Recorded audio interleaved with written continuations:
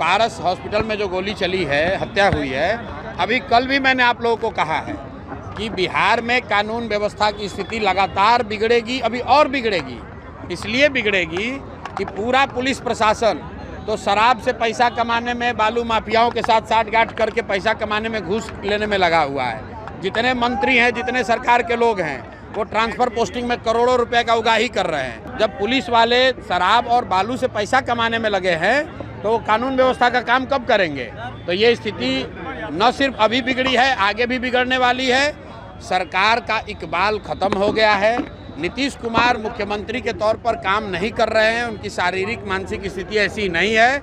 ये बात पिछले कई महीनों से मैं कह रहा हूँ। परिवार का मुखिया, सरकार का मुखिया ही जब अचेतन अवस्था में रहेगा तो निश्चित तौर पर ये स्थिति होगी। ये स्थिति और भयावह होने वाली है। किसान अभी इस समय जो होते हैं वो फ्री होते हैं, इसलिए अपराध बढ़ रहा है। अब एडीजे लॉ एंड ऑर्डर को अगर ऐसा लग रहा है कि किसान जो है वो फ्री है इसलिए अपराध कर रहा है, तो ये उस अफसर की मानसिकता को दिखाता है, सरकार की मानसिकता को दिखाता है और ये बताता है कि बिहार में स्थिति दिनों दिन क्यों खराब हो रही है। जिम्मेवारी लेने के बजाय, अफसरों पर कार्रवाई होने के बजाय अफसर समाज पर, किसानों पर, मजदूरों पर इसका दोषारोपण कर रहे हैं। पारस हॉस्पिटल में जहां पर यह हत्या हुई है वो कोई किसान जाकर थोड़ी ना मारा है। वीडियो जारी हुआ है, देख लीजिए।